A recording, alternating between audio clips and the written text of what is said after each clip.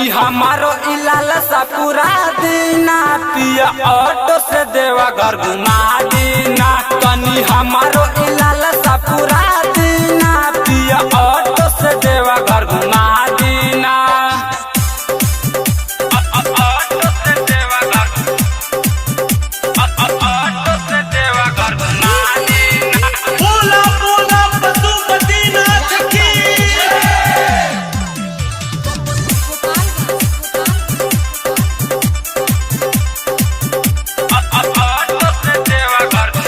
देखी ना कंवरिया के भीड़ घमसान हो, धीरे धीरे गाड़ी हाँको मुँह हमार हो। देखो ना कंवरिया के भीड़ घमसान हो, धीरे धीरे गाड़ी हाँको मुँह हमार हो। चल ढार आइल बाड़े से पुजारी हो, केहू नाया बा केहू बापू रानी हो। कप नजर उठा के ताकी ना पिया ऑटो से देवा घर घुमा दीना। तनी हमारो इलाल सा पूरा दीना पिया ऑटो से देवा घर घुमा दीना। ऑटो से देवा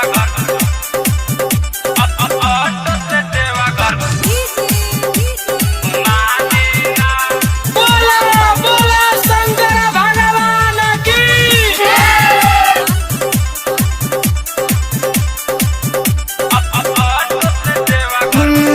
अविनाश आर्या बलमु चिंता कर डोंट हो, गाड़ी धीर हक बनाई हो एक्सीडेंट हो। अविनाश आर्या बलमु चिंता कर डोंट हो, गाड़ी धीर हक होई नाही एक्सीडेंट हो। राइटर छोटू आज बाटे मजबूर हो, ओके साथे गाड़ी कसरू न हो।